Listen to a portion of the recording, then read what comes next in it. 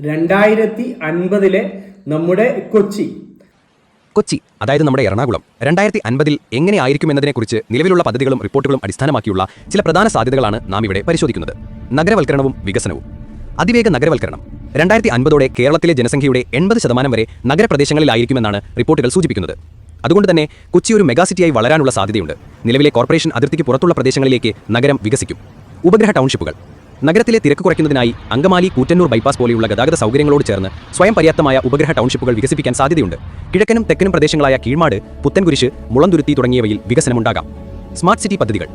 Kochi smart city mission നഗരത്തെ കൂടുതൽ ബന്ധിതവും കാര്യക്ഷമവുമായ ഒരു കേന്ദ്രമാക്കി മാറ്റാൻ ലക്ഷ്യമിടുന്നു. ഗതാഗതം.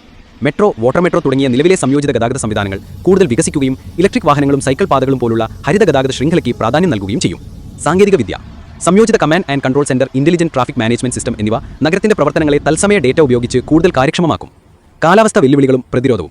കൊച്ചിയെ സംബന്ധിച്ചിടത്തോളം 2050 ഏറ്റവും വലിയ വെല്ലുവിളി കാലാവസ്ഥാ വ്യതിയാനവും സമുദ്രനിരപ്പ് ഉയരുന്നതുമാണ്. വിവിധ റിപ്പോർട്ടുകൾ പ്രകാരം സമുദ്രനിരപ്പ് ഉയരുന്നത് കാരണം 2050 കൊച്ചിയിലെ തീരപ്രദേശങ്ങൾ, ഫോർട്ട് കൊച്ചി, വൈപ്പിൻ, ചെല്ലാനം തുടങ്ങിയവ വെള്ളത്തിനടിയിലാവുകയോ അല്ലെങ്കിൽ വെള്ളപ്പൊക്കം, ഓരുവെള്ളം കയറൽ എന്നിവയ്ക്ക് കൂടുതൽ സാധ്യതയുള്ള പ്രദേശങ്ങളായി മാറാനോ സാധ്യതയുണ്ട്. ഈ വെല്ലുവിളികളെ നേരിടാൻ നഗരം ശ്രമിക്കും. Sponge city concept. വെള്ളപ്പൊക്കം നിയന്ത്രിക്കുന്നതിനും ജലം മണ്ണിലേക്ക് ഇറങ്ങുന്നതിനും വേണ്ടി നീർച്ചാലുകളും ഡ്രെയിനേജ് ശൃംഖലകളും ശക്തിപ്പെടുത്തുന്ന ഒരു സ്പോഞ്ച് സിറ്റി മാതൃകയിലേക്ക് കൊച്ചി മാറിയേക്കാം.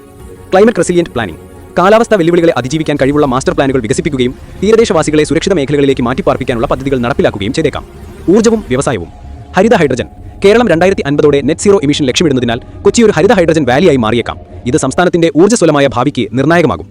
ഐടിയും അറിവടിസ്ഥാനത്തിലുള്ള വ്യവസായവും. സ്മാർട്ട് സിറ്റി കൊച്ചിയും ഇൻഫോ പാർക്കുമുള്ള തുടർച്ചയായി കൂടുതൽ ITES ഹബ്ബുകൾ വികസിക്കുകയും കൊച്ചി കേരളത്തിന്റെ വാണിജ്യ വിദ്യാഭ്യാസ തലസ്ഥാനമായി ശക്തമായി നിലനിൽക്കുകയും ചെയ്യും.